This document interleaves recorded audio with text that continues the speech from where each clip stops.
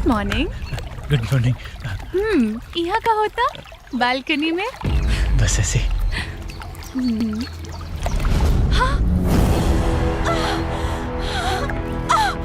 अरे लड़की डूबा दिया।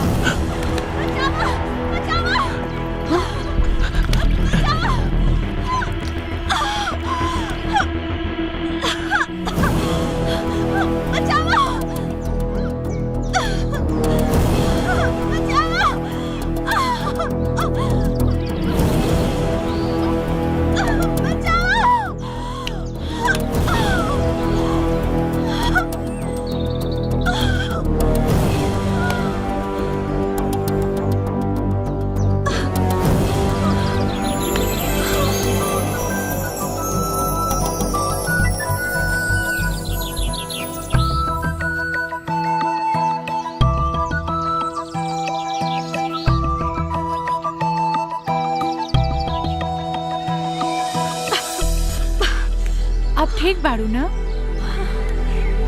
हम ठीक बानी। थैंक यू की कोनो बात नहीं के। अनुराग, बाकी की बात चाय के टेबल पे कल जाए। चलो बाकी बात वही जे हुई।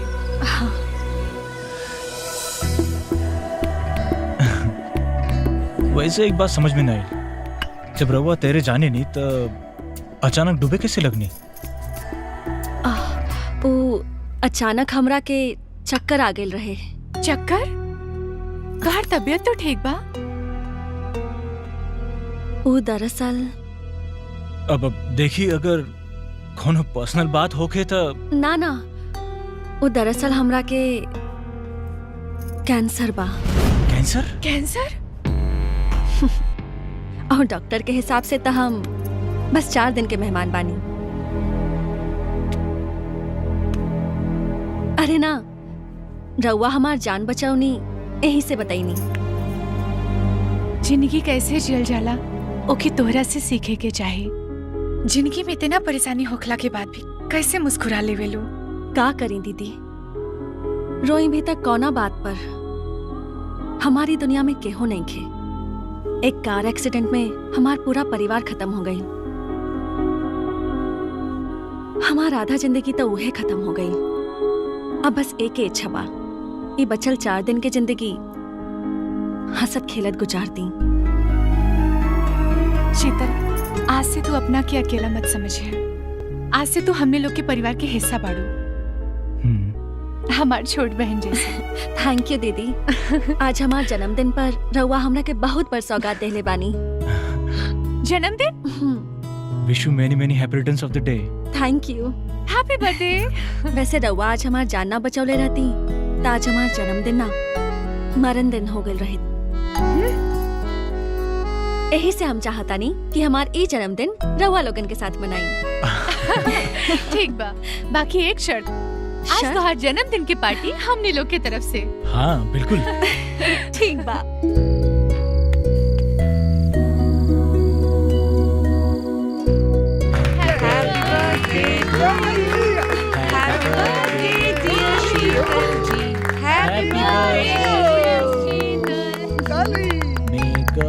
Bless you. Happy birthday to you. Kaiba?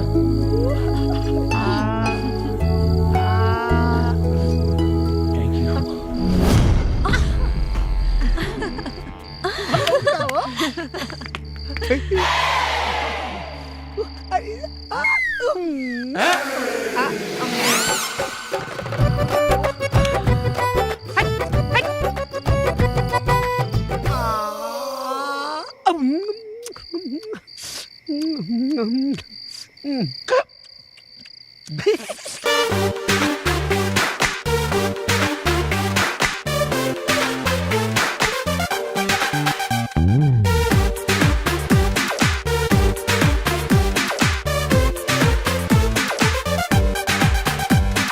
झुर झुर बह जब पूर्वा बयार, फर फर उड़े फराक तोहार। झुर झुर बह जब पूर्वा बयार, फर फर उड़े फराक तोहार। देखला पे लगे तो रूपवा का जब मनवा के मोहे तोहरा तन के सिंगार जब छुई ला बदनिया तोहार कहेला दिल आई लव यू कहेला दिल आई लव यू कहेला दिल आई लव यू कहेला दिल आई लव यू तोहरा के रोकी नाही पूर्वा बयार आव राजा झूम ला फराक हमार तोहरा के रोकी नाही पूर्वा बयार आव राजा झूम ला फराक हमार तोह बेरी झावर बाई रूपवा गजब तोहरे खातिर कैले बानी हम त सिंगार जब तोहरा से होला नैना चार तो कहेला दिल I love you कहेला दिल I love you कहेला दिल I love you कहेला दिल I love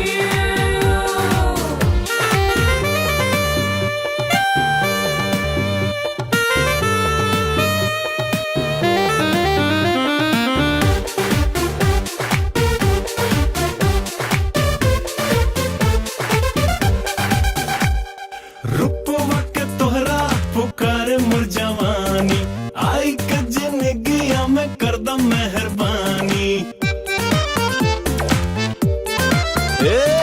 रूपवा के तोहरा पुकार मोर जवानी आई के जिंदगिया में कर द मेहरबानी अंगना का तोहरा बहार बन के चाहतानी रहल हम तोहार बन के सात जन्म तू ही रह ए पिया मंगिया का हमरा सिंगार बन के जब तोहरा से होला नैना चार तो कहेला दिल I love you कहेला दिल I love you कहेला दिल I love you कहेला दिल I love you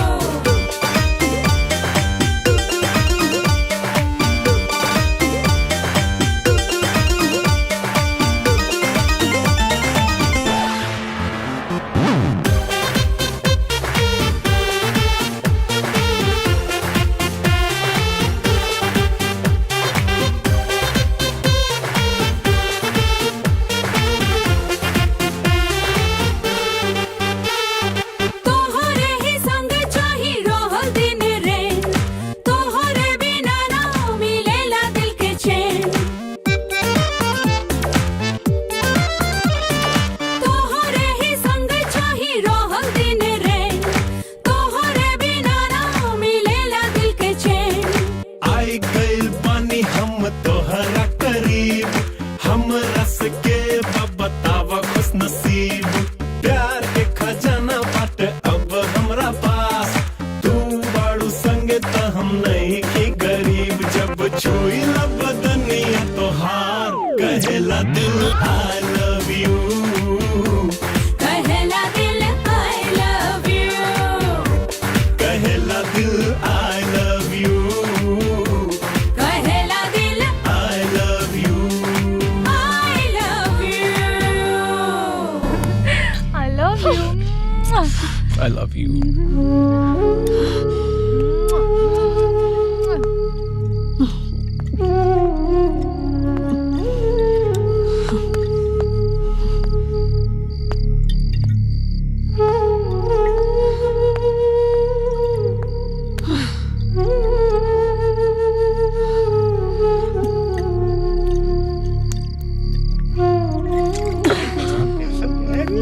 शीतल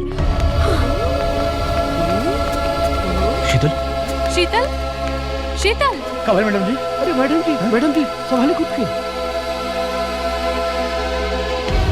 लगता तो ज्यादा नशा हो गया बा अनुराग इनकरा के रूम में छोड़ के आ जा फिर हम लोग खाना खाए जाए ठीक है उठावा शीतल आराम से शीतल अरे लगातार चढ़ा ले पानी चला आराम से ले जाइए चला संभाल के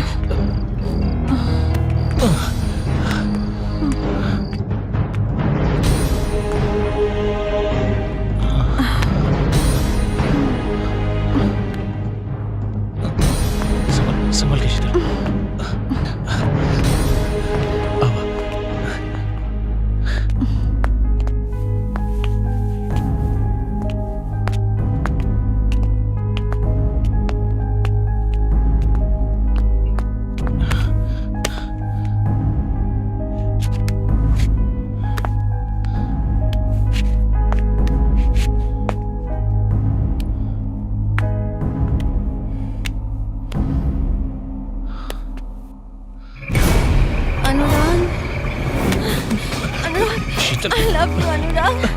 I love you. I love Sheetal. you, Anurag. ये क्या करता रो शीतल? कुछ गलत नहीं किया अनुराग. ये तो प्रेम बा. तो आत्मा के मिलन. छोड़ा हमके. अनुराग.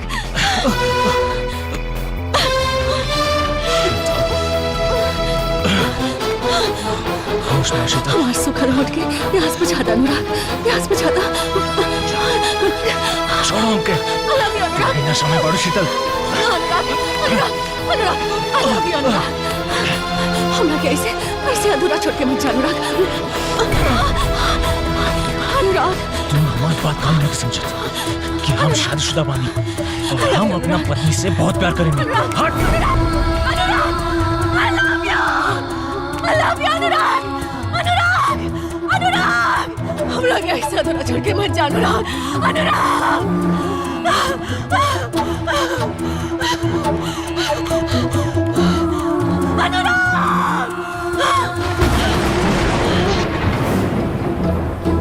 जब से चली आके good morning ma'am. Good morning साहब. बड़ा बदतमीज बड़ा तू लोग. Sorry sorry sorry sorry sorry sorry. Room के अंदर नॉक करके आवे के चाहिए ना. ओके. एक बात बतावा, यहाँ आसपास कोई घूमे फिरे लायक जगह बा? अरे साहब यहाँ आप जंगल में कहाँ घूमे लायक बा? एक नंबर पे चुप रहो. यहाँ बहुत बड़ा म्यूजियम बा तेल लगा के. जोन में राजा के समय के बहुत पुरान सामान रखल बा. वहाँ तेल लगा के जैसे तीर धनुष तलवार बर्छी पुरान कपड़ा साया साड़ी ठीक बा, ठीक बा, ठीक बा. अरे वाह, हमरा के तो देखे के बा. चलो ना. अरे अब चला. बड़ा दिमाग लगा ला लाई छुट्टा. तू तो यहाँ बस करा. चला. चल चल. एकदम सुंदर हुआ. छुट्टा. अनुराग, हमने चलल जाए, साथ में शीतल के भी ले चलल जाए. अरे यार तू हमेशा शीतल के बीच में काहे ले आवल? हमने यहाँ हनीमून मनावे आइल बनी जा. हनीमून मनावल जा. हाँ? अच्छा राजा जी. अब चलो ना जल्दी. हमर करे जा.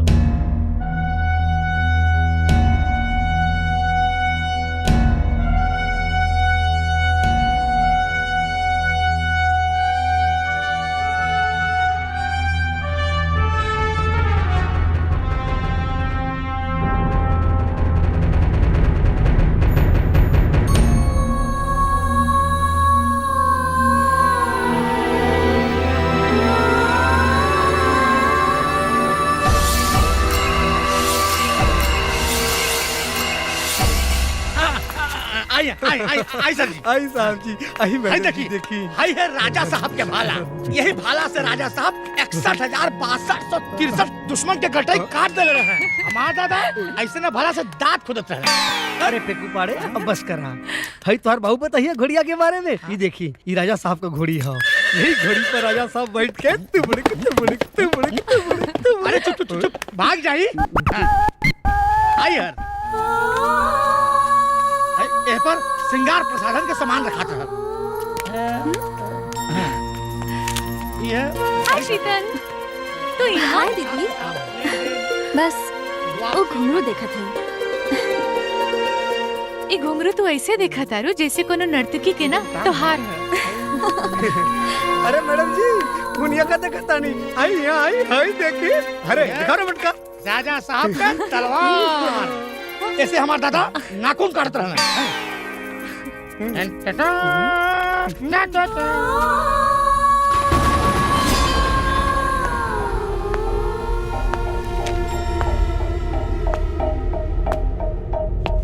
अनुराग, रात वाली बात खातिर आई एम सॉरी. अनुराग, तोहके देख के हमके प्यार हो गई. और प्यार कईल कोनो गुनाह त ना होला. हाथ छोड़ा मार. देखा अनुराग, हम माना तानी सबके प्यार के मुकाम हासिल ना होला. हमके तो तोहार बस एक दिन के साथ चाहिए. एक दिन के साथ तक हम तो के एक पल ना दे सकिला और अपना हवस के मोहब्बत के नाम बता. और एगो बात कान खोल के सुन लो हमार. आज से हमार तोहर रास्ता अलग अलग.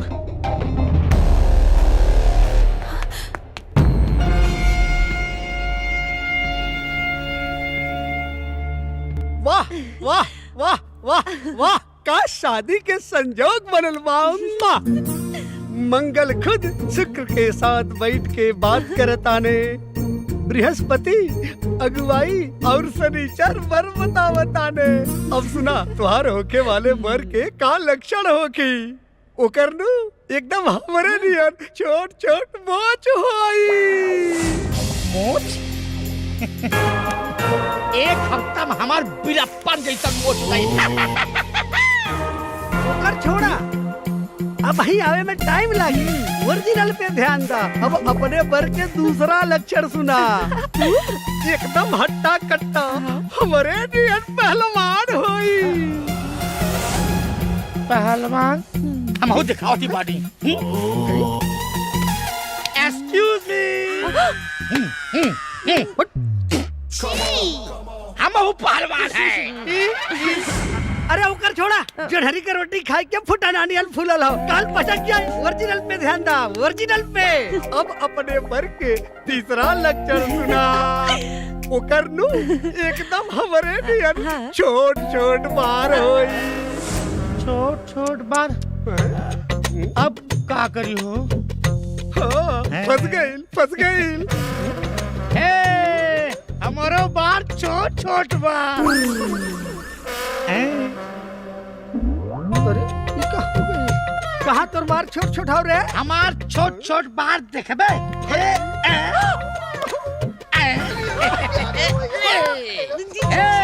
आई एम परफेक्ट भटार फॉर यू।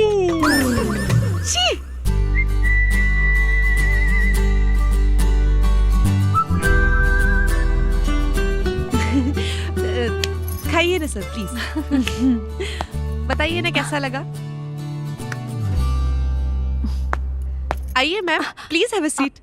अरे शीतल, आओ ना हमने के साथ बैठा।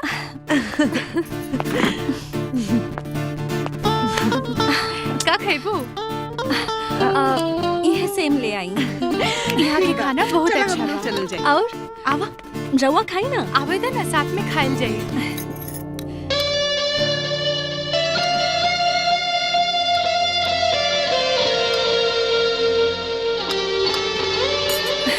और सब कैसन चल रहा है? सब बढ़िया। का है? नहीं पानी पी ले ना। हम मामा तानी।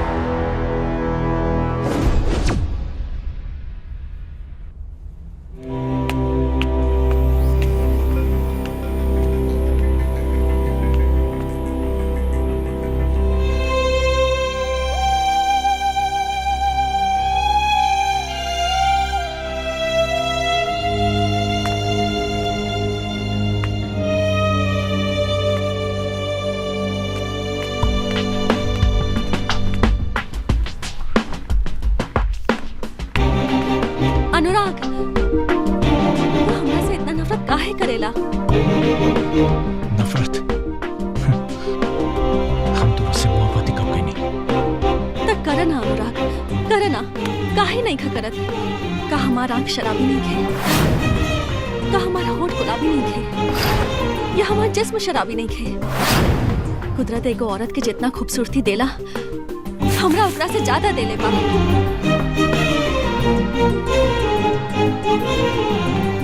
एक औरत के सिर्फ ऊपर से ना, भीतर से भी खूबसूरत होके के चाहिए। हम भीतर से भी उतना ही खूबसूरत बनी अनुराग। बस एक बार अपने जिस्म की आग हमने सांस में उतार के देखा अनुराग, हम मोम की तरह पिघल जाए अनुराग। अनुराग, यह तो और भीतर की खूबसूरती है। याद रखिए, मोम पिघलेला लेकिन फौलाद ना, और हमारी इरादा फौलाद कहा। ऐसा मत कहा अनुराग, ऐसा मत कहा। हम तोरा से बहुत प्यार करेनी। अब हमारी जिंदगी में दिन ही कितना बचल बा, और में से बस एक रात चाहता नहीं अनुराग, बस एक रात। अपन आगोश में बस एक रात गुजारे के देदा अनुराग। अब बस एक ही रास्ता बा अनुराग, या अपन एक रात देके हमरा के जिंदगी देदा, या अपन हाथ से मौत। हम तोरा के ना जिंदगी दे सकेला ना मौत। अगर कुछ दे सकेला तो बस सहानुभूति। अनुराग, हमरे जिस्म जान के तोहार सहानुभूति की जरूरत नहीं है। हमके तो तोहार प्यार चाहिए अनुराग, तोहार प्यार।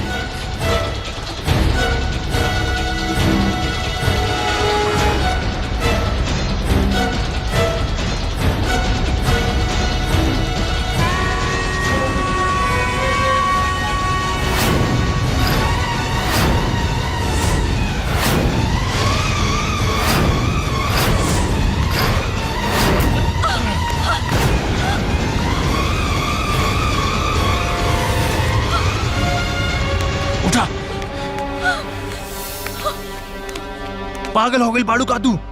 हाँ, पागल हो गई बाड़ू।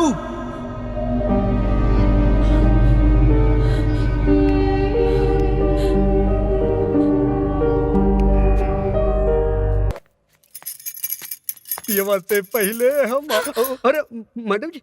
नंदू जी मैडम। अनुराग के देखनी है का? नहीं मैडम, वैसे पुल साइड देखनी है का?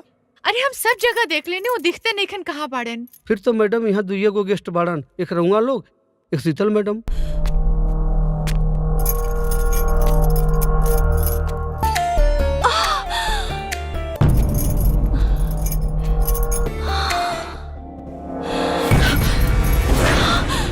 काजल,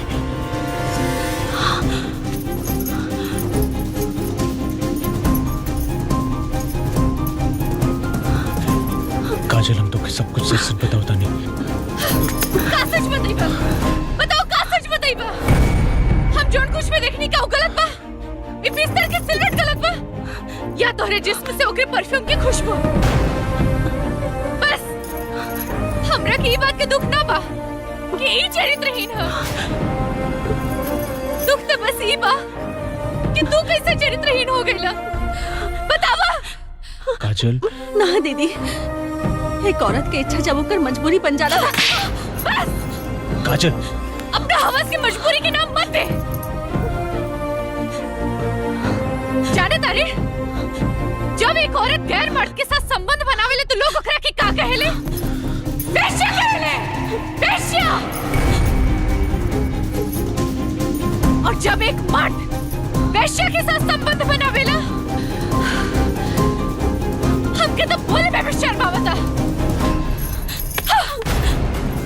काजल, हमारी बात सुनो काजल। दीदी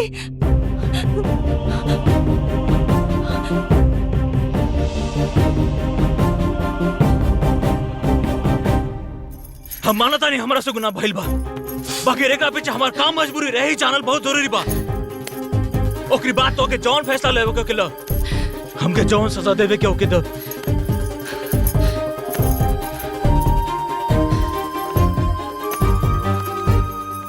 कई दिन से शीतल हमरा ऊपर डोरा डाले की कोशिश करते रहे। इससे पहले कितनी बार हमरा से शारीरिक संबंध बनावे की कोशिश कैलस, लेकिन हम हमेशा मना कईनी। लेकिन एक दिन जब हम तोरा से बहुत प्यार करेनी, अब हमारी जिंदगी में दिन ही कितना बचल बा। और में से बस एक रात चाहता नहीं अनुराग, बस एक रात अपन आगोश में बस एक रात गुजारे के देदा अनुराग। अब बस एक ही रास्ता बा अनुराग, या अपन एक रात देके हमरा के जिंदगी देदा, या अपन हाथ से मौत। हम तो रखे ना जिंदगी दे सकेला ना मौत, अगर कुछ दे सकेला तो बस सहानुभूति।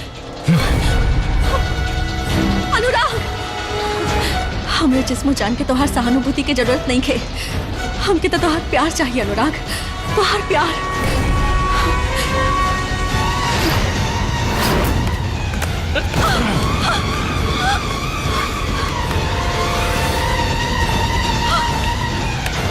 उठा, पागल हो गई बाड़ू का तू?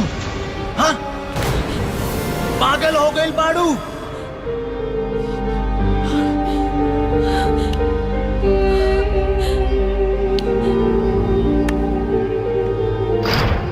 अगर अब भी तो के हमार गलती लागत हो गए तो बेशक हमके छोड़ के चल जा। अनुराग, एक औरत अपन सब कुछ बांट सकेले, बाकी पति ना। और हम तोहरे से बहुत प्यार करेले, बहुत प्यार। और शीतल बहुत शातिर लड़की बिया, हमरा से हमार प्यार, हमार पति छीने की कोशिश कैले बिया। हम ओकरा के माफ ना करब, कबो माफ ना करब।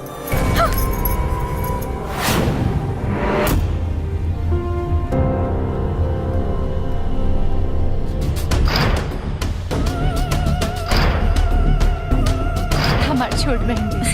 थैंक यू दीदी।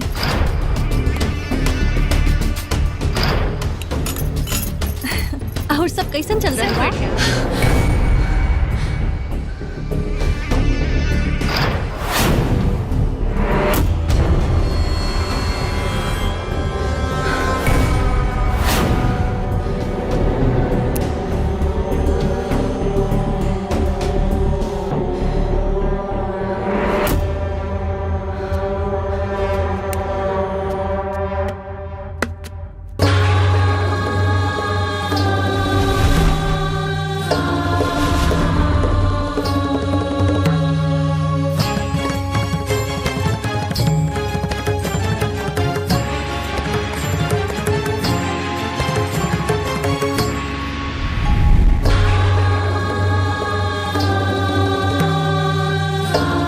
जरूर आईबू।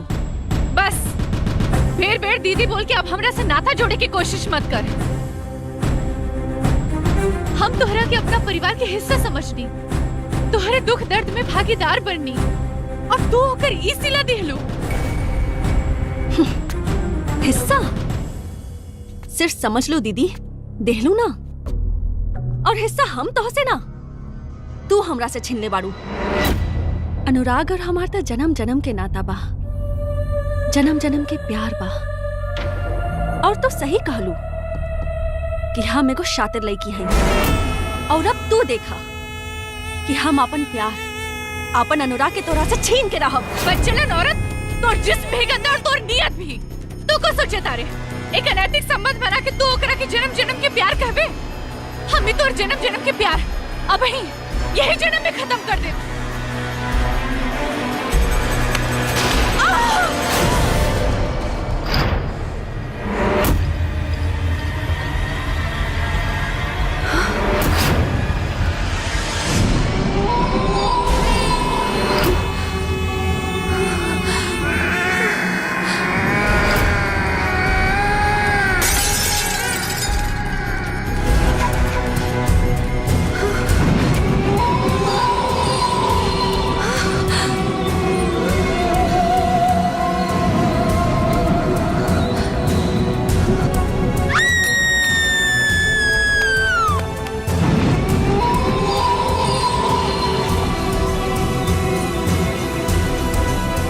काजल देखा ना का हो गई काजल। दीदी के अचानक बात करत करत बेहोश हो गईली।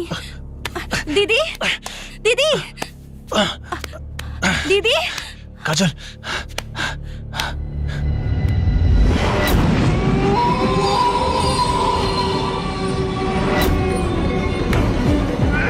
हम ये तो चाहत रहनी कि राजवीर एक बेर हमरा से संबंध बनावे।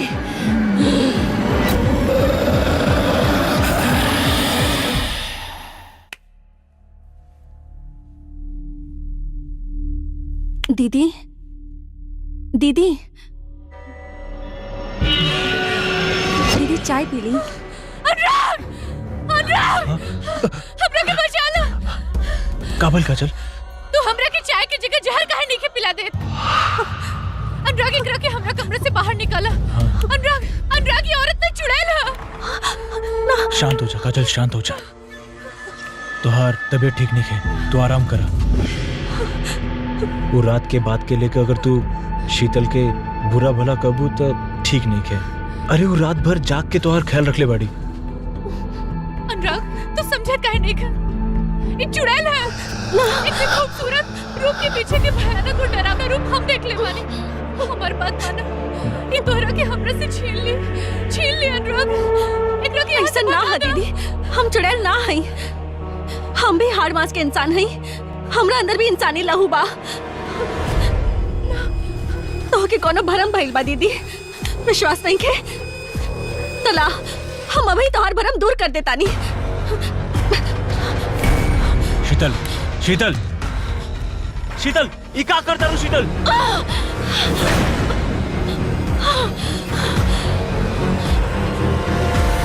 अब कहा दीदी का भी तो के हमरा अंदर चुड़ैल दिखा था। एमे भी तोर कोनो माया हो। अनुराग हमार बात मानो।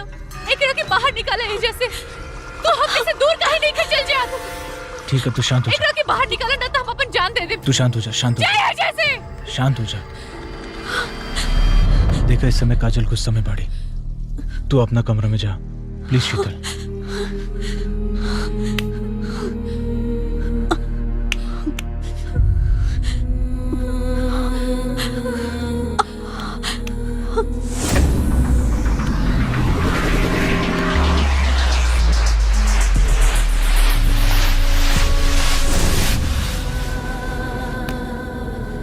शांत हो जा। अब बताओ तू क्या चाहता है? अब हमें जा एक मिनट भी ना रुकल चाहता नहीं। चले है जैसे। ठीक बा तू आराम कर फिर चलल जाई। हम बैग पैक करते हैं ठीक है? आराम कर।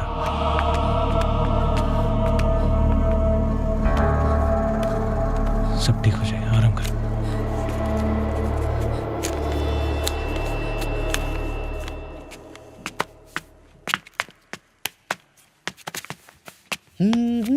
अरे अईबा है क्या उठाई तार बाबू हाथ फैलाव के तैयारी में लगा रहना। चल रख अंदर रख। बंद कर छुट्टा।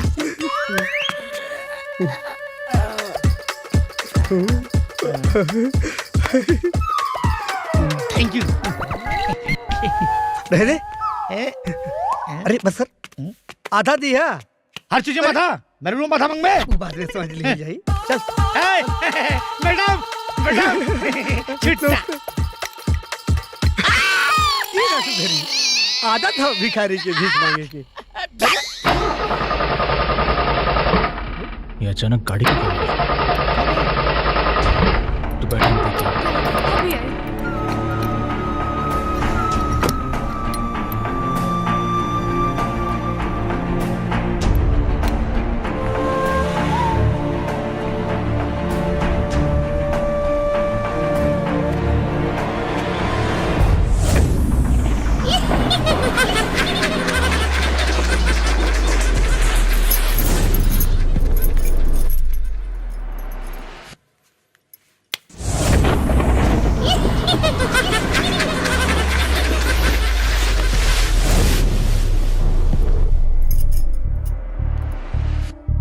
कुछ समझ में नहीं क्या हुआ था। अब का हुई? मैकेनिक के दिखावे के पड़े। ठीक बात। कावल साहब लगा कुछ खराबी आ गइल बा। कोनो मैकेनिक के नंबर बा तोरा लगे? अरे मालिक मैकेनिक की बात करते हैं, मोची से लेके मंत्री तक के नंबर धैले बात। अरे। मोदी जी के फोन लगाई। कोनो मैकेनिक के नंबर बा तोरा लगे? चंदू ऐसा कर की परसा मिस्त्री के फोन लगाओ। हाँ, रुका बुलाओ के मनी छुट्टा धैले रह जा। हेलो अरे लगे तो दा रुका। हाँ परसा, अरे कहाँ बड़े मर्दे? हाँ अच्छा, तनी होटल आ जाते, एगो साहब के गाड़ी खराब हो गई बा। अरे बाप रे, काबल मेरे भगल का कर। हाँ हाँ रुका। कितना दिन लग जाई पारस? अच्छा अच्छा ठीक बा ठीक बा। का भइल? अच्छा साहब, मैकेनिक साहब खातिर तैयार बा, लेकिन जोन बाढ़ आयल रहल उमे पुलिया सुलिया कुल टूट गइल बा, तो कहता 3-4 दिन लग जाई बने में। तो रुक जा। अच्छा ठीक बा, तू लोग सामान ले चला। जो सामान निकाल। आवा आवा जो जरूर आवा। जो लगा के साहब मत बना, अकेला उठाई। चला आवा।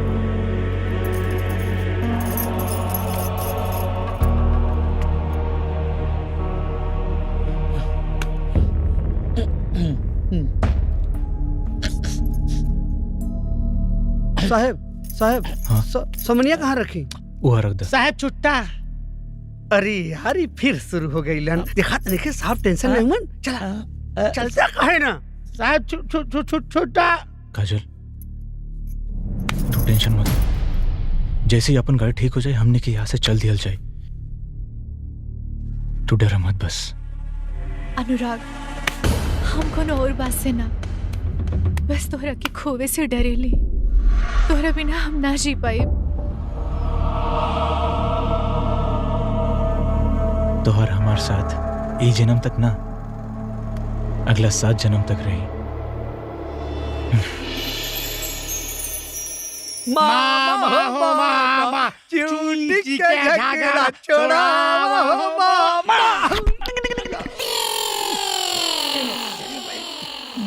का हो चमेली, का करता रू? रतौंदी भइल बा। ना लौकत नहीं खे, तरबूज के जूस गारतानी। कौन बूझ के?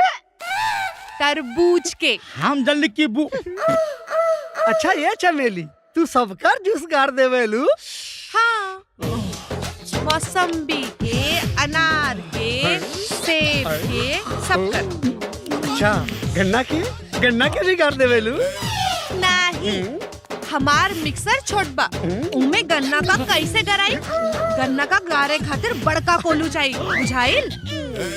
हाँ हमके तो बुझा गई। ए चंदू, का हो चंदू? तू के तो ओकरस गारे बने तो जा बड़का कोल्हू खोज के लावा। हमके तो हाजीपुरी केला का रस गारे बा। ई मैडम के मिक्सर में पिसा जाई, केला का छिलको से जूस निकल जाई। हेलो, तुहान दोनों का मतलब हम खूब समझतानी। अगर हमरे चक्कर में पड़बा जाना तो गराई ना पिसाई। चाहे पिसाई चाहे कुटाई, लेकिन रोज तुहराई में गराई। जूस तैयार बा, 309 नंबर में जाके पहुंचा दा। अरे छमक छल्लो। ले दोनों जाने कर इंतजार।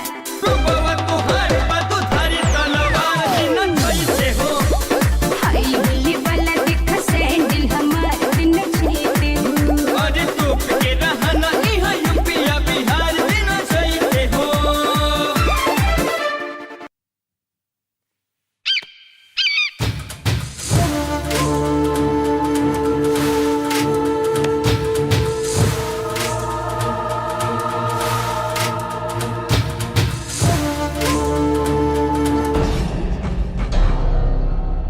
राजवीर,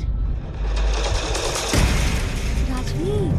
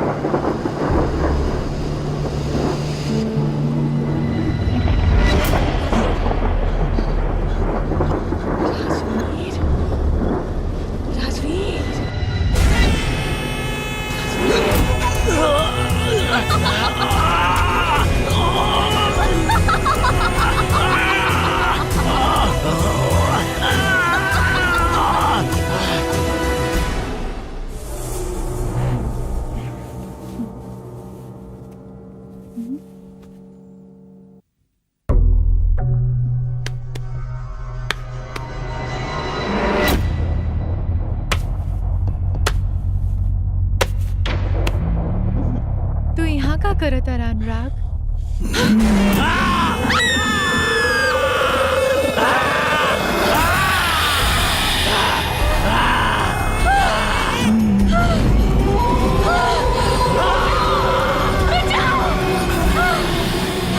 अनुराग! बचाओ! बचाओ!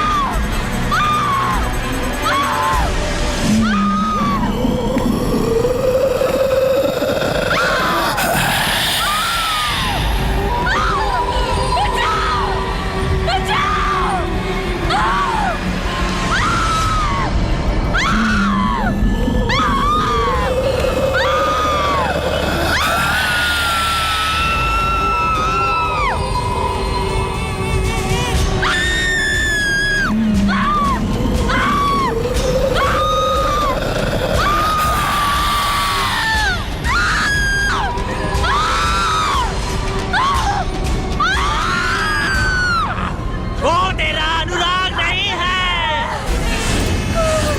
वो मेरा राजवीर है, राजा राजवीर।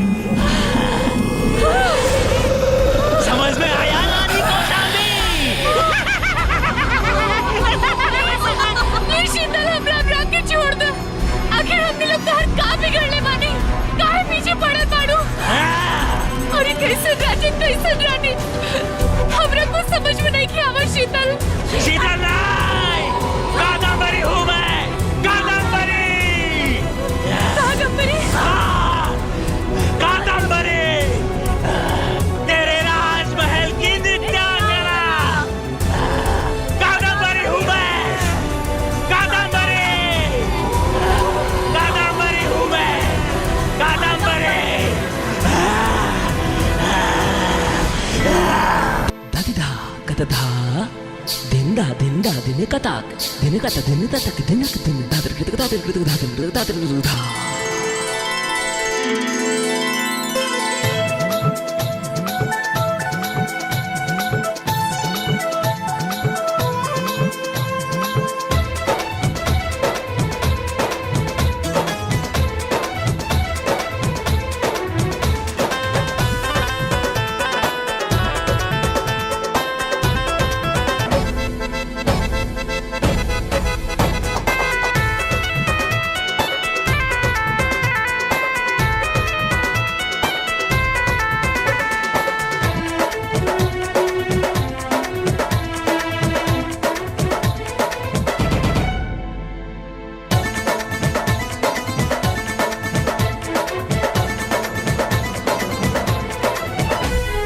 सोना जानी ना चाही ना ही हीरा मोती, मनवा के बूझी ना बात, ओ मोरे सावरिया।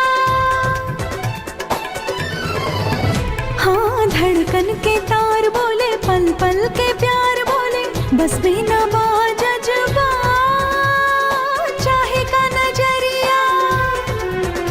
इहे आस लेके बानी कैसे बोली हम जो बानी, रोजे रोजे के सपना सजाई राजा जी, कैसे रहुआ के बताई राजा जी कि कितना ले प्यार करी ले, कि कितना ले प्यार करी ले।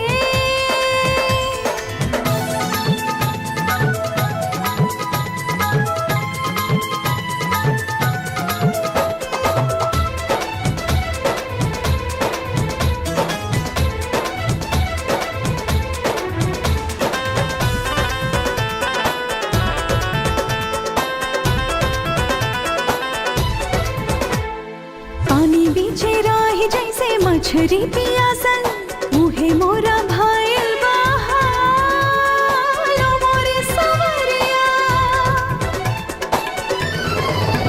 हाय हियरा के पीर रम्मा कहियो न जननी, गिन गिन के बीतल सा भावे ना जोरिया। मन के मधुबनता महका दी, लागल ललसा मोर पुरा दी, झूठे वादा के मन बहलाई राजा जी, कैसे रहुआ के बताई राजा जी कि कितना ले प्यार करी ले, कि कितना ले प्यार करी ले।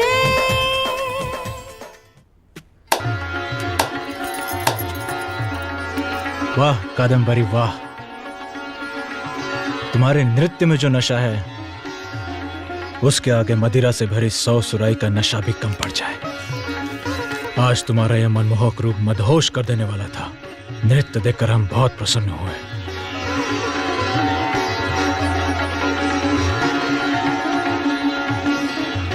गुस्ताखी माफ हो महाराज, कादम्बरी के घुंघरू आज भी आपकी तारीफ के मोहताज हैं। इन्हें हीरे मोती की मालाओं से मत तोलिए।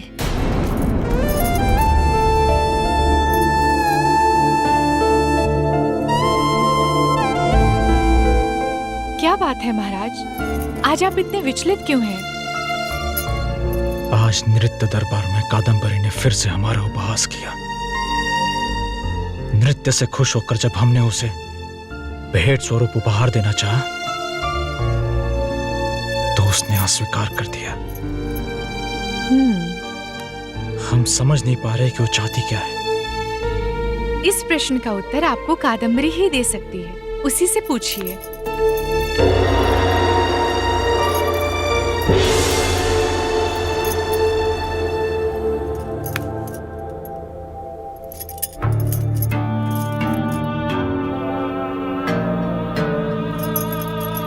आइए राजा साहब आइए। हमें और हमारे घुंघरुओं को आप ही का इंतजार था। आज हम यहाँ तुम्हारे घुंघरुओं की आवाज सुनने नहीं आए कादम्बरी। इरादे तो नेक है ना राजा साहब? कहीं कादम्बरी के जिस्म की गर्माहट की जरूरत तो नहीं होने लगी आपको? यह हम अपने प्रश्न का उत्तर लेने आए हैं। हम जब भी खुश होकर तुम्हें कोई उपहार देते हैं तुम उसे ठुकरा देती हो। अगर चाहती क्या हो तुम? मत पूछिए राजा साहब, अगर दिल की बात जुबान पर आ गई तो कयामत आ जाएगी। कयामत आती है तो आ जाए, पर आज हम ये जानकर रहेंगे कि तुम्हारी इच्छा क्या है। जिद ना करें राजा साहब, आप नहीं दे पाएंगे जो कादम्बरी को चाहिए। जबान संभाल के कादम्बरी, ऐसी कौन सी चीज है जो हम नहीं दे सकते? हीरे जवाहरात मोती, बोलो क्या चाहिए तुम्हें? हमें इस महल में पटरानी का स्थान चाहिए। कादम्बरी, चंद लम्हे बिस्तर पर साथ क्या बिताए, इसका मतलब ये नहीं कि तुम अपना स्थान भूल जाओ। कौशाम्बी की जगह कोई और नहीं ले सकता। जब तक कौशाम्बी जीवित है तब तक कोई पटरानी नहीं बन सकती। तुम क्या, स्वर्ग से कोई अप्सरा भी आ जाए तो उसका स्थान नहीं ले सकती। राजा साहब,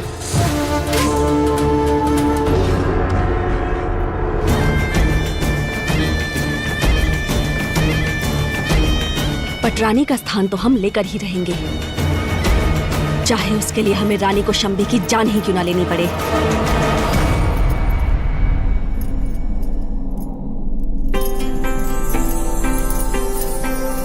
महाराज, आप हमसे कितना प्रेम करते हैं? आज अचानक ऐसा प्रश्न? ये हमारे प्रश्नों का उत्तर नहीं हुआ? अपने प्राणों से भी ज्यादा। तब आप हमें एक वचन दीजिए कि आप हमारी बात मानेंगे।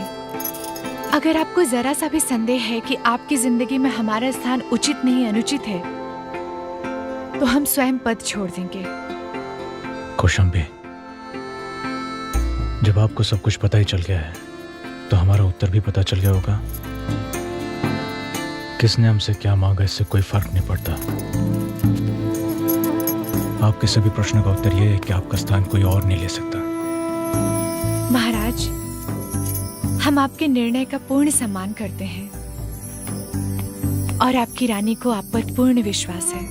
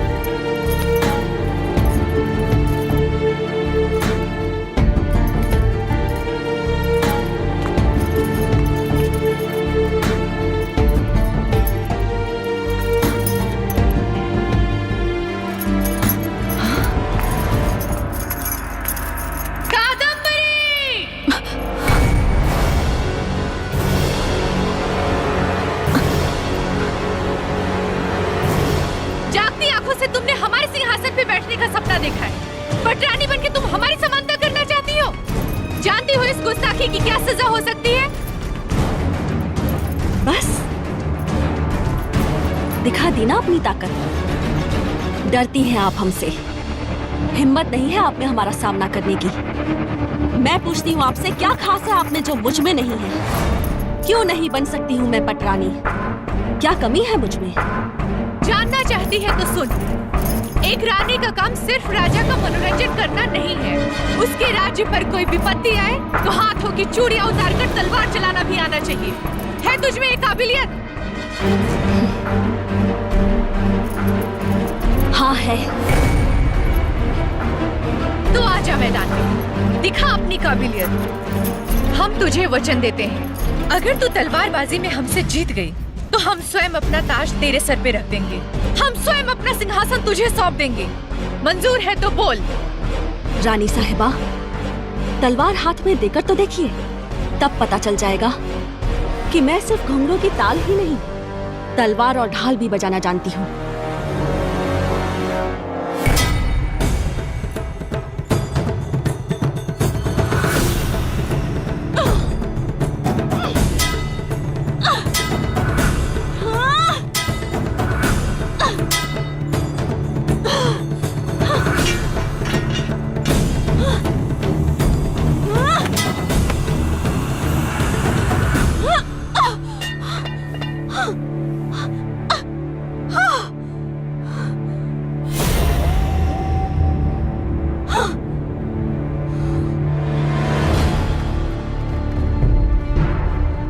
बता, तेरे साथ क्या सुलूक किया जाए? वही जो एक रानी अपनी प्रजा के साथ करती है।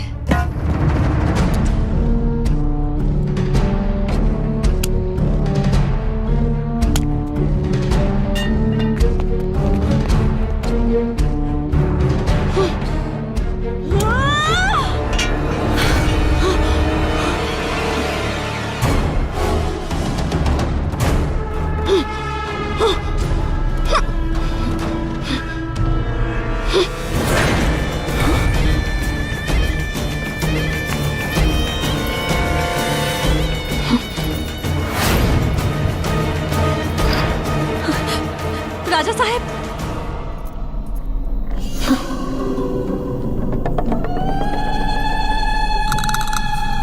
पटरानी तो हम बनकर रहेंगे, चाहे इसके लिए हमें रानी को शाम्बी की जान ही क्यों न लेनी पड़े।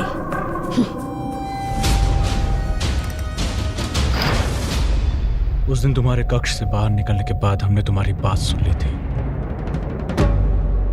हमें लगा था निस्वार्थ प्रेम की गंगा बहती है इन घुंघरुओं से। यही है वो प्रेम, यही है वो प्रेम का राग। प्रेम में लोग अपनी जान देते हैं, किसी की जान लेते नहीं। ये प्रेम प्रेम नहीं, लालच है, लालच। और इसी लालच में तुमने हमारे रानी की जान लेने की कोशिश की है, जो एक घिनौना अपराध है। और यह अपराध राजद्रोह कहलाता है। सैनिकों, ले जाओ उसे। और नर्तकी का परिधान पहना कर लेकर आओ। आज हम इसे जिंदा चुनवा देंगे।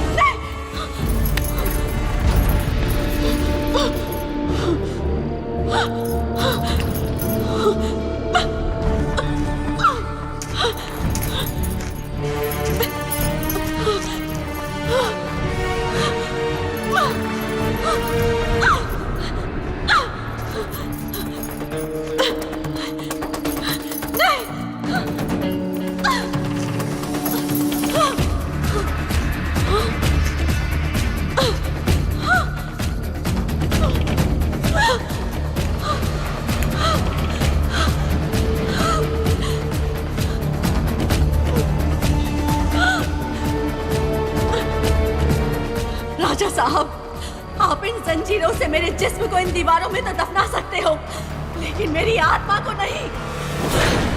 रानी साहिबा, मैं मर के भी नहीं मरूंगी।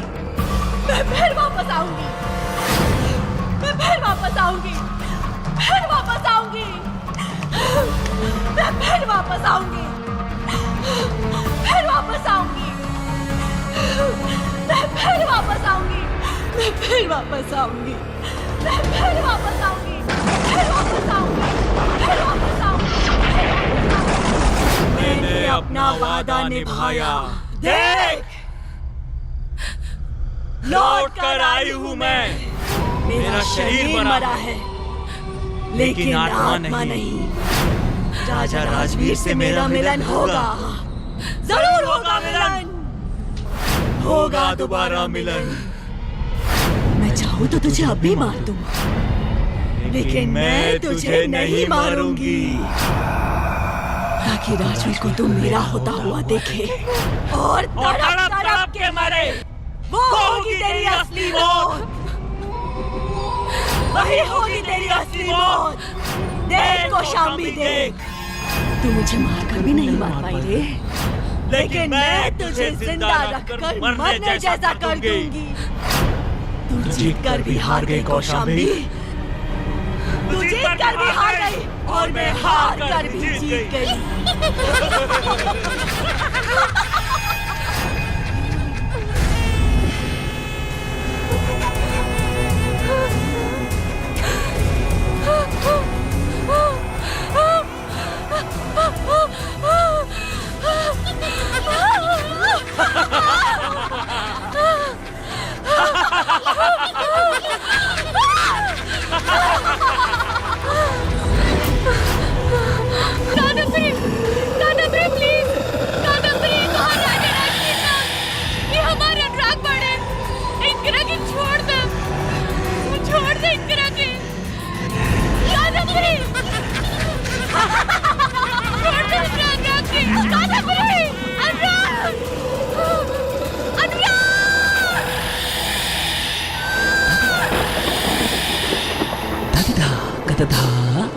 Dinda dinda dine katak dine kata dine tatak dine dine dader kritik dader kritik dader dader dader.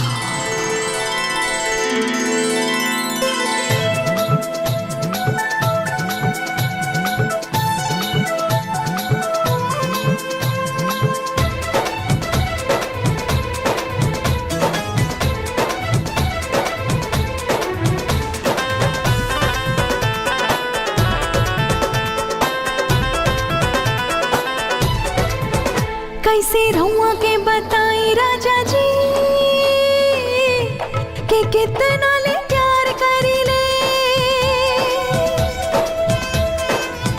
रहुए खातिर मुस्कुराई राजा जी, ईश्वर हंसिंगार करी ले। रहुए ना बेई जवानी मोरी सारी जिंदगानी, दिल जान हम रहुए पे लौटाई राजा जी। कैसे रहुआ के बताई राजा जी। साहब, ई का करता नहीं?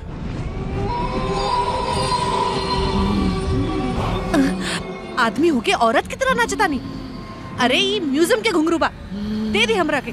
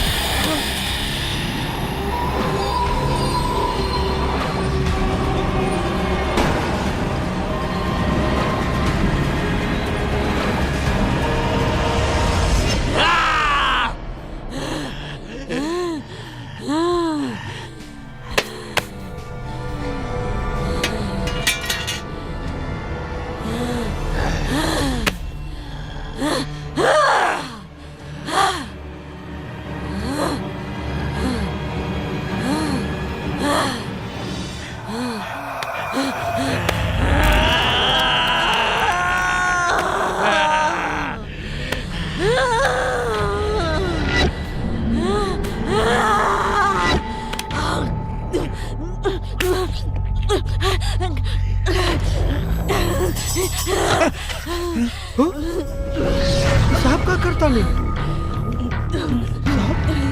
मालिक मालिक ये क्या करती मालिक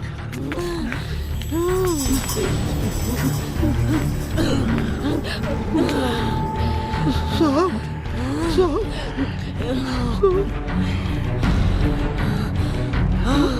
मालिक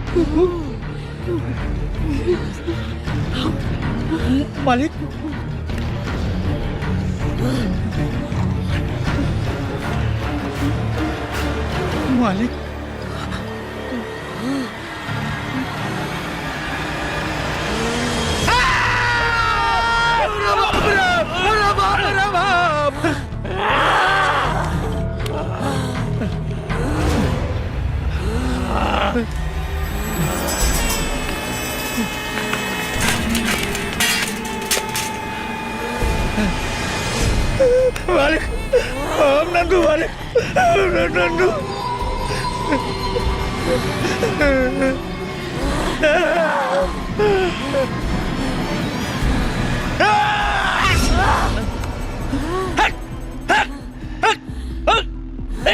मालिक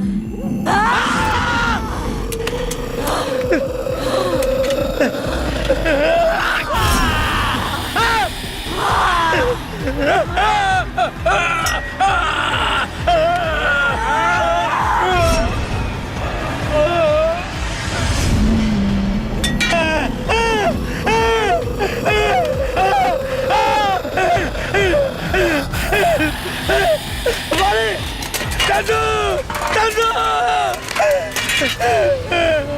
मालिक नंदू मालिक मालिक नंदू मालिक नंदू मालिक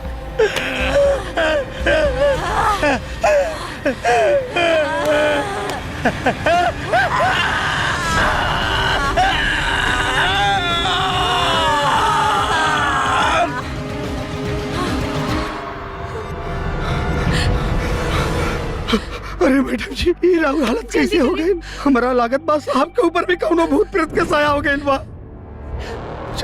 चमेलिया के म्यूजियम में मुआ के ओकर खून पिए ताने वो शीतल औरत ना वो एगो डायन बिया वो हमरा अनुराग के भीतर समा गेल बिया वो है सब करतिया। अरे मैडम जी हम सब समझ गए नहीं चंदू के ऊपर भी अटैक कर दिले बाड़न साहब अब नीचे जाए खतरा से खाली नहीं खे मैडम जी नहीं हम नीचे जाए नहीं मैडम जी हम अपना अनुराग के बचाए जल्दी अरे चलो नहीं मैडम जी रुके रुके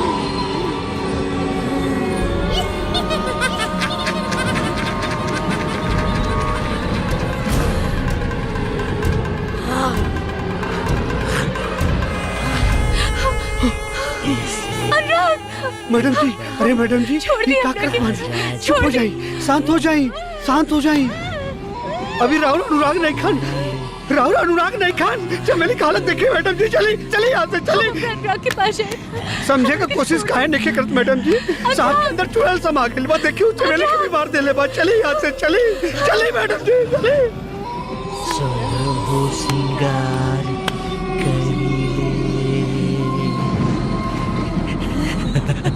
आई मैडम छोड़ जी दी हमरा के जाए दी हमरा के जाए अरे रुकी मैडम जी रुकी अरे होश मत कोई अरे राहुल पति से जिंदा बा हमारे भाई समान दोस्त मर गए तो हम क्या करी कैसे छुड़ाई वो चुड़ैल से अपना अनुराग के बताइए। देखिए मैडम जी कोनो बीमारी नहीं के कि डॉक्टर ठीक कर दे बाकी कोनो ओझा सूखा ही ठीक कर सकेला हमें को तांत्रिक के जाना चाहिए वो कोनो उपाय जरूर बताइए रहुआ हमारे साथ चली मैडम जी चली चली मैडम जी ओम काल भैरवाय नमः प्रणाम बाबा जी ओम अष्टाधाराय नमः वाह बाबा ओम भैरवाय नमः।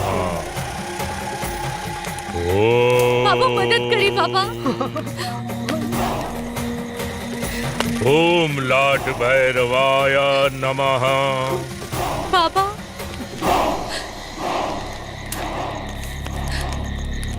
का कष्ट बच्चा?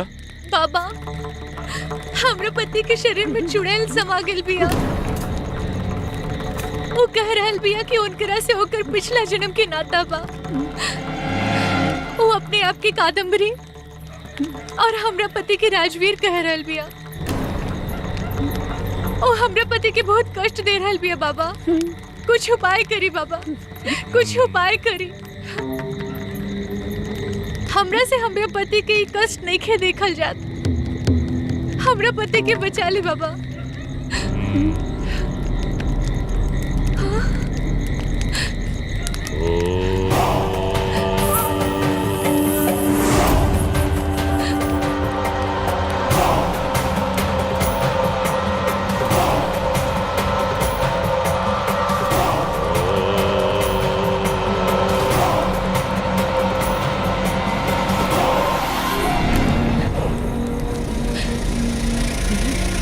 समझ गई। वो चुड़ैल का अस्थि वो महल के तहखाना के दीवार के पीछे तू लोगन के वो महल के तहखाना के दीवार से ओकर अस्थि निकाल के जलावे के पड़ी। यही से वो चुड़ैल की आत्मा के मुक्ति मिली। लेकिन बाबा एक समस्या बा। हमने लोगन के पुनर्जन्म है। हमने की कुछ भी नहीं खे याद कि तहखाना की कौन सी दीवार में होकर अस्थि बा। बाबा बताइए कि कैसे पहचानब?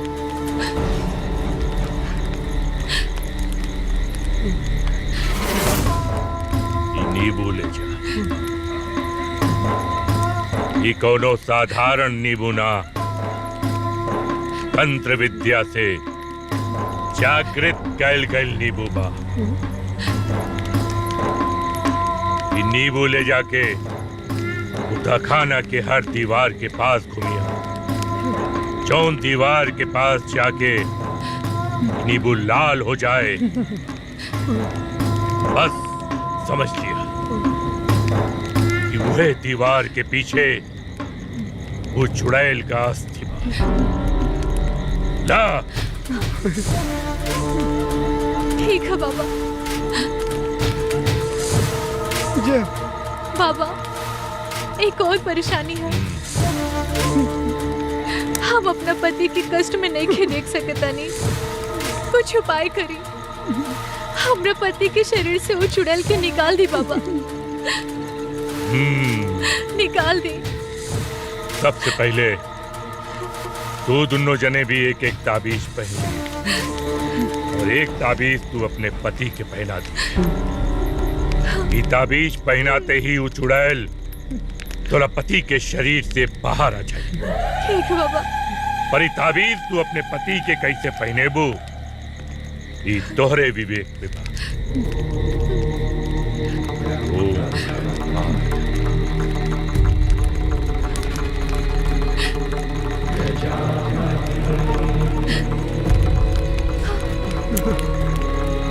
जय हो बाबा।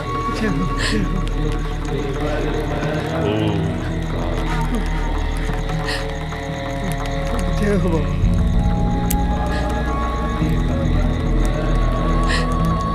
ये भभूत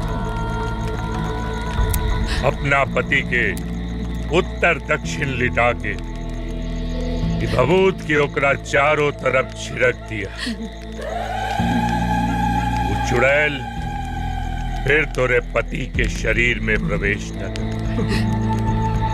ला। लेकिन हाँ एक बात याद रखिया, ये सब कार्य ब्रह्म मुहूर्त के पहले हो जाए की चाहिए। ठीक है बाबा। अगर ब्रह्म मुहूर्त लग गई तो चुड़ैल की ताकत कई गुना बढ़ जाएगी। फिर तोरा पति के प्रेत लोक ले जाएगी और तोरे पास रह जाई खाली तोहरे पति का अमृत दे। जा जा जल्दी करा। ठीक है बाबा। तब तक हम ऊ चुड़ैल की कमजोर करे का कुछ उपाय करत है। जा। ओम भैरवाय। जय हो बाबा। ओम काल भैरवाय नमः।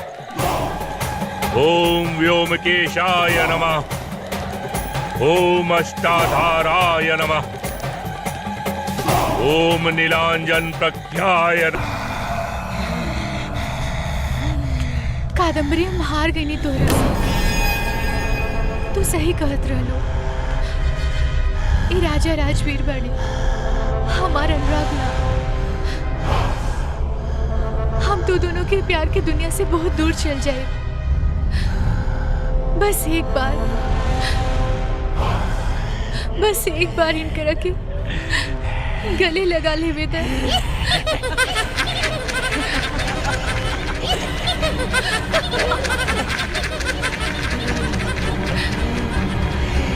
आखिर हार गई ना तू मुझसे रानी को शाम्बी।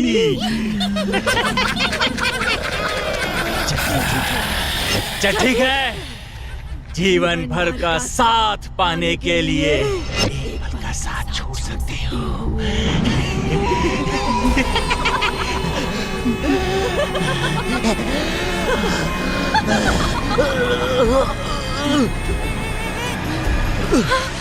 अनुराग, अनुराग, अनुराग।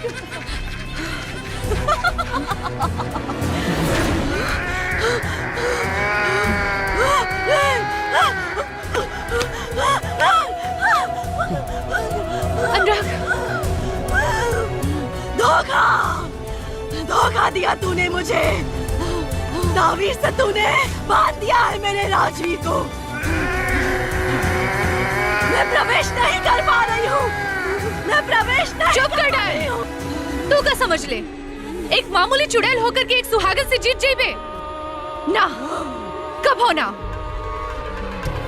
हमरा सुहाग के हमरा से केहू न छीन सकेला। कब हो ना। आज रात अमावस की है। तेरे और तेरे पति के मिलन का आज आखिरी दिन है। राजवीर की आत्मा इस शरीर से निकलते ही मैं उसे अपने साथ ले जाऊंगी। अमावस की रात के बाद में तेरी जीत नहीं, तेरी हार ही होगी। तेरी हार। चुड़ैल, तू हमके का हरेबे, उससे पहले तू राख हो जाइबे।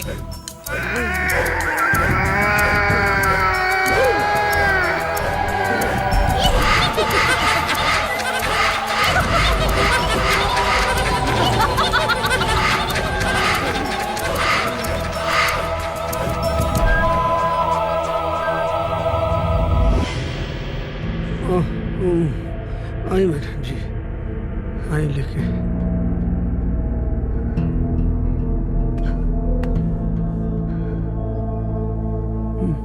मैडम जी, उत्तर दक्षिण दिशा में लटाई। सवार के। नंदू आराम से।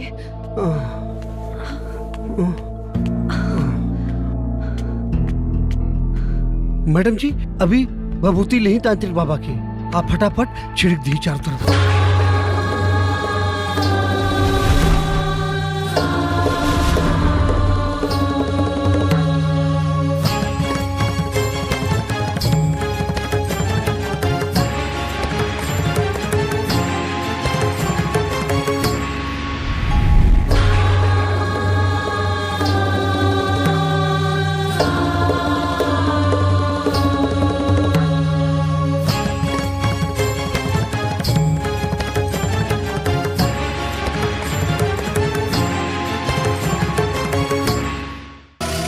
मैडम जी, साहब घेरा में एकदम सुरक्षित बाड़े।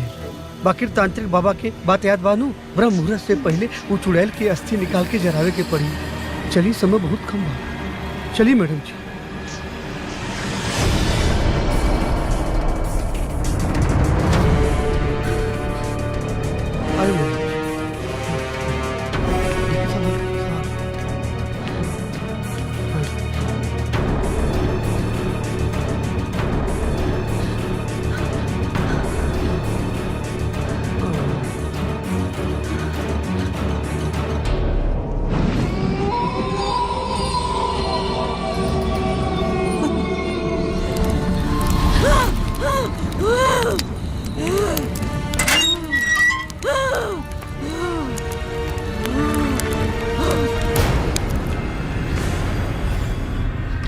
मैडम जी थोड़ा उधर करी। हाँ हाँ हाँ, हेर ले हेने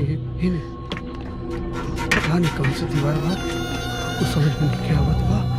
हे भगवान स्वामी, थोड़ा सा उधर करी, वो दीवार की ओरी देखिए मैडम जी, आगे बढ़ी आगे बढ़ी। हाँ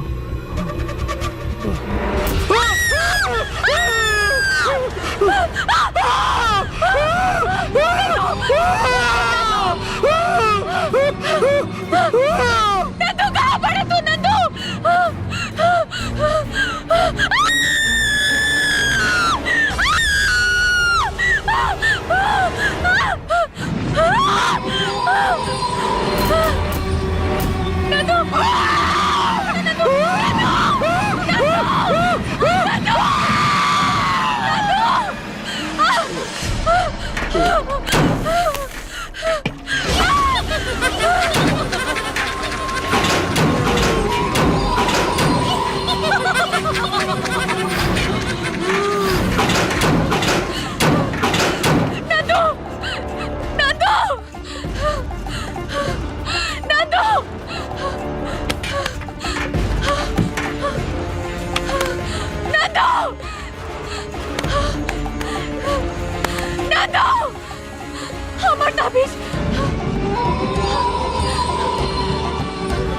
हमार ताबीज कहाँ गई?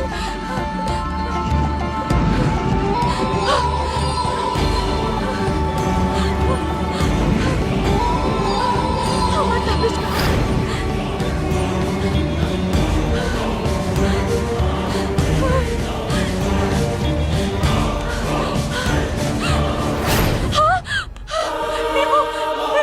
नींबू की रंग बदला था, मतलब वो कादम्बरी की अस्थि यही जी दीवार में बा।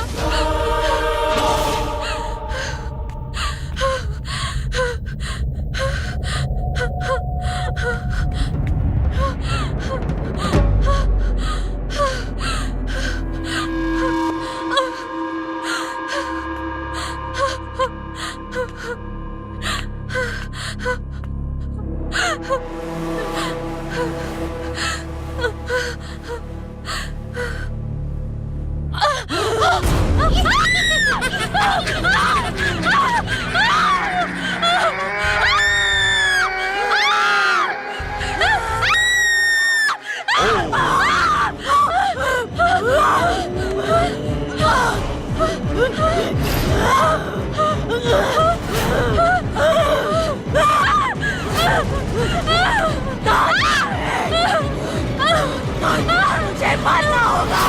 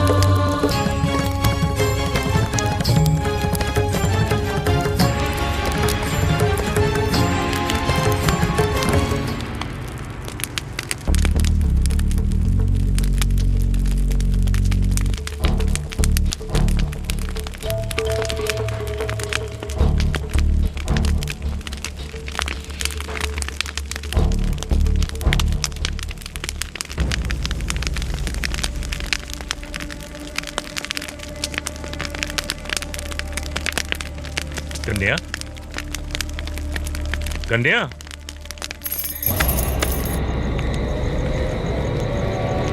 के बाड़ू तू हो? कन्या,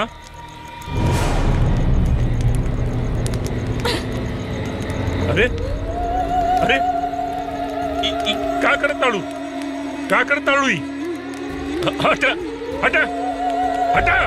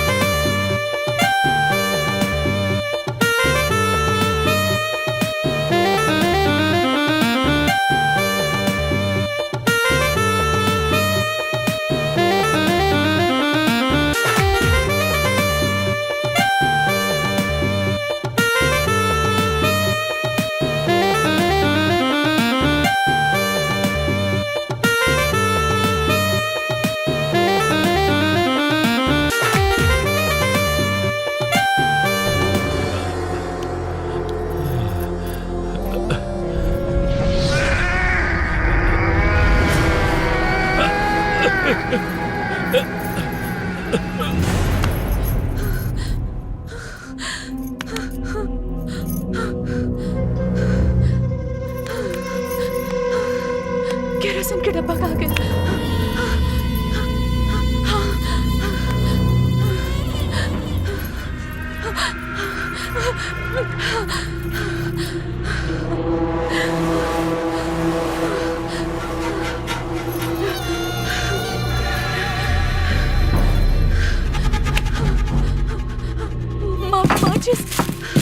माचिस कहाँ बा?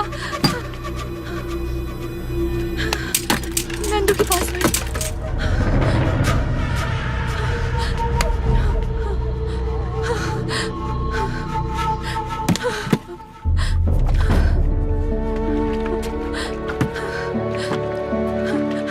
नंदू नंदू नंदू माचिस। जी वो चुड़ैल के अस्थि जरा के अपन सुहाग के वो चुड़ैल से बचा ले। नंदू नंदू उठो नंदू नंदू।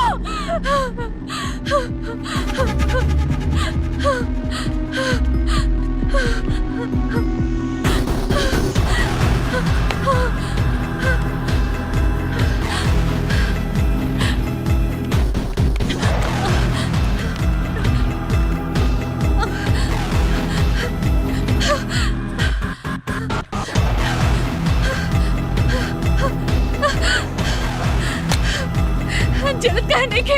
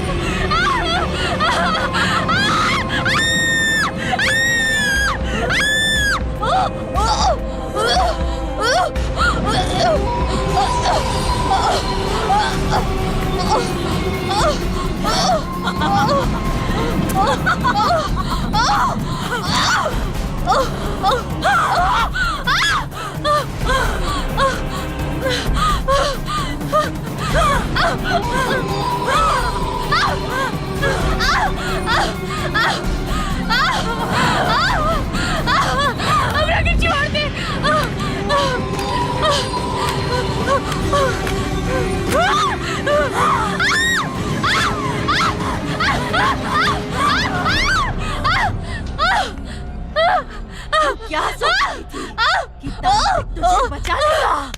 मार दिया मैंने उसे। इनके बीच कोई नहीं आ सकता।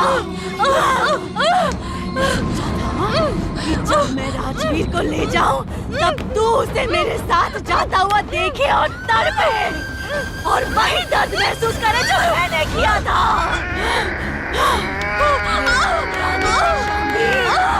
तुझे मरना होगा।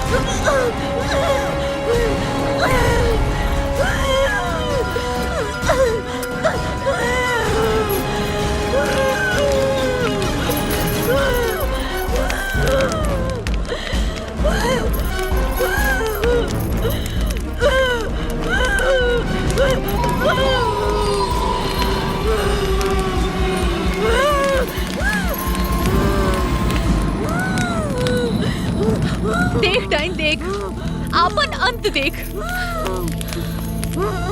जब सावित्री यमराज से अपना पति के बचा सकेले तो तोहरा जैसे मामूली डाइन की का औकात, तोहरे जैसे चुड़ैल से का हम अपन पति की रक्षा न कर सकेनी। देख अपन अंत।